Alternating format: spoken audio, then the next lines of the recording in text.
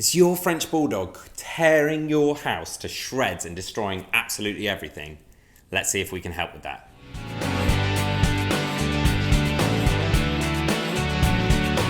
Welcome back to the Fenrir French Bulldog Show. My name's Joe and I'm a certified canine leader here at FenrirCanineLeaders.com. We are dedicated to helping you learn everything you could possibly want to know about the French Bulldog and then how to become a high-level canine leader so you can raise your very own French Bulldog pup. If you're new here, don't forget to subscribe and turn on that notification bell so you never miss a future upload right here. Although the French Bulldog is a smaller dog, if it is destroying everything in your house, that is still not a great situation to find yourself in. So today we're going to be tuning into a webinar that the CEO and founder of FenrirCanineLeaders.com, Will, has recorded all about dogs that destroy everything and how to deal with that situation. So in this quickfire webinar, we're going to be talking about how I, as a canine behaviourist, help the clients that I work with destructive behaviours with their dogs. Whether that's destroying furniture, destroying doors, digging up carpets, any kind of destruction in the home, we're going to address in today's webinar. So let's dive into it. And when it comes to destructive behaviours, it's a little bit different from many of the other common behaviours. As a behaviourist, if that's something that you're interested in working towards in the future, you're going to address. And that as myself, it's very different from, say, a behaviour like extreme aggression or extreme reactivity, where you're there in the heat of the moment and you can implement a strategy or a behaviour modification program or intervention there and then and address the issue and deal with it. Destruction tends to be an issue when people go out to work and they come home and the home is destroyed. So we have to address it in a little bit of a different way. And oftentimes it's more around the management of a behaviour as opposed to being able to correct the behaviour. Now let me explain what I mean. First and foremost, we have to understand where is it that a destructive behaviour comes from. Now in my experience of losing count of the amount of cases I've helped people with this with, it tends to come from one of two places. By far though, the most common is simply pent up frustration in terms of a lack of outlet for physical and mental stimulation requirements. What that basically means is you are not doing enough exercise with your dog.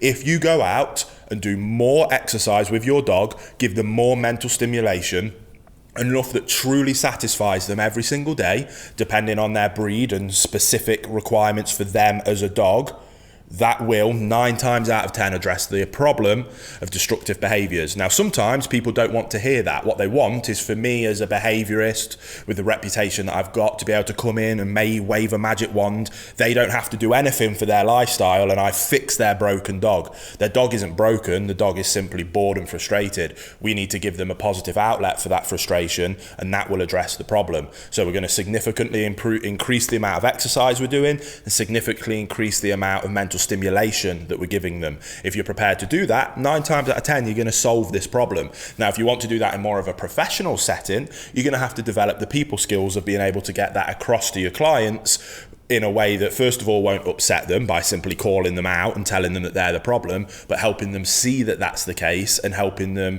come up with a process and a program of how it is that they can quickly and efficiently be able to provide additional exercise and mental stimulation. And that's where you can develop different strategies around quick fire ways of exercising dogs, quick fire ways of providing more mental stimulation for them.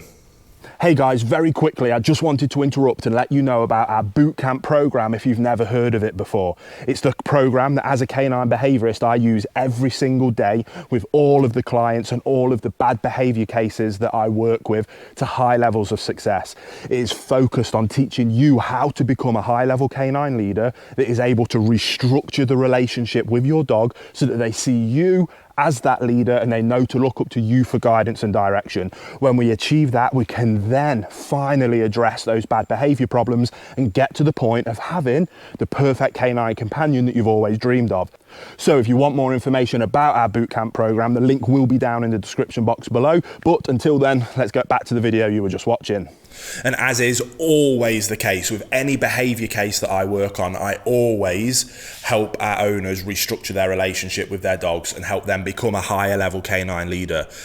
When it comes to working with specific behavior problems, the behavior problem that an owner will come to me with, maybe it's the problem that you're dealing with yourself. Maybe, again, you want to be considering moving into this as a profession. So someone might come to you with is what we call the micro issue. That is the symptom that we're seeing, and that is what the owner will want addressing. And it is our responsibility to help them do that. Here at Fenrir, the reason we're able to have such large levels of success is because not only do we help them with those micro issues, but we put so much time and effort into fixing what we call the macro problem, the umbrella issue.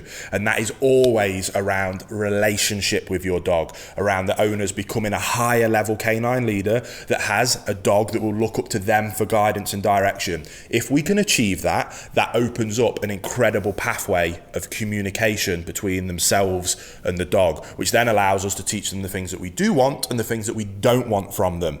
Now, in terms of destructive behavior being the micro issue, it's one of the few behaviors where addressing that at a macro level might not necessarily be what they're looking for in the micro fix. It doesn't mean it's helpful, it's incredibly helpful. So I highly suggest that you go and do that, because that will address any other possible problems that will come up in the future. So this could be an excellent opportunity to either help yourself, if you're watching this from that perspective, or to help a client be able to go to that next level, and that will just make them happier and their dogs happier in the rest of their life. But when it comes to destructive behaviors in particular, because they usually happen when you're not there, the only real way that restructuring that relation helps is with anxiety. Now, like I say, destructive behaviors, vast majority of the time, comes from a lack of physical and mental exercise. If it's not that and the behaviors still continue, then oftentimes it comes from a place of anxiety. The dog is stressed and anxious. That anxiety tends to come, usually all of the time, comes from a lack of leadership. If a dog has a calm, consistent leader in its life that it trusts implicitly, they have no reason to be anxious. Then, as long as they're getting plenty of exercise, they'll happily relax and calm down. That's why we focus on those two things first. Then on top of that, or why we're going through that process, because to restructure that relationship, we use our bootcamp process. Again, if you're interested, the online version of that is down in the description box below, but we go through that process, but nothing happens overnight, and that can take some time. Now, like I say, that will 9 times out of 10, even more so 99 times out of 100, will address this issue. If it doesn't, or while we're going through that process, we simply use a methodology of managing the behavior. Stop setting your dog up to fail. To set our dogs up for success with destructive behaviors, it's simply about managing the environment, ensuring that there's not things in their environment that they can destroy. To do that, the easiest way is to crate train or pen train our dogs. Let me start by saying that it is not cruel whatsoever. If you get a dog and stuff it in a crate that's never been in there before, you're a poor leader, the dog is already anxious, you're not giving it enough exercise as it is, so it's already got pent up frustration, physically, mentally, and on top of that anxiety from a lack of leadership, then you leave them in there for 10 hours, then we've got a problem. But that's not necessarily the crate's fault. Again, that's a macro problem that we need to address. If you are a calm, consistent leader, providing your dog with plenty of exercise and leaving them in a crate for an appropriate amount of time, 3 to 4 hours at a time, before letting them out for an additional bit of exercise before going back in, then there is absolutely nothing wrong with using a crate, and a dog will love it. Dogs are denning animals. I like to cover crates with a big towel or blanket to make it nice and dark, put a nice bed in there so it's nice and cozy. Nobody else can ever go in that crate. That's the dog's special, safe, calm place for them to go, take themselves away and relax. That is what we're looking at achieving, and that's what we're looking at doing.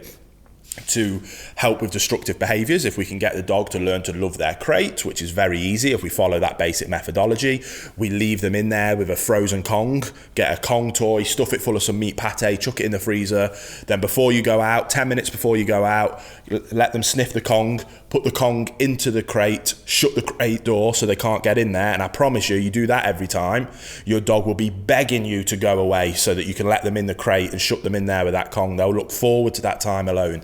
You add that on top of exercise, they go in, the Kong provides additional mental stimulation while they work their way through it. Happy days, everyone's happy. The dog then works their way through the Kong. Oh, I'm knackered now, I'm just gonna have a little sleep until the boss comes home. You come home, do a bit more exercise. Again, it's not rocket science. Add in more exercise, add in better leadership, control the environment, nothing in your house ever gets destroyed again. It's not rocket science. The theory is simple and straightforward, just requires a little bit of commitment and dedication and leadership on your part if the owner, or helping your clients' owners be able to implement those kind of basic strategies just with dedication and commitment to the desired outcome, which is having a perfect dog, which you will have if you put in that effort. So I hope that was helpful. Go away, get stuck in, start implementing those things, and I promise you, you're going to achieve incredible levels of success. So there you have it, guys, some really useful information and some tips that you can start putting into practice as soon as you can with your French Bulldog who is destroying everything in your house. I really hope you enjoyed today's video. If so, get involved in the comments down below, as we would love to hear all about your French Bulldog and how your training is going. Don't forget to subscribe and turn on that notification bell, as we have 2 dedicated videos coming here every single week. So I can't wait to see you in the next episode of the Fenrir French Bulldog Show.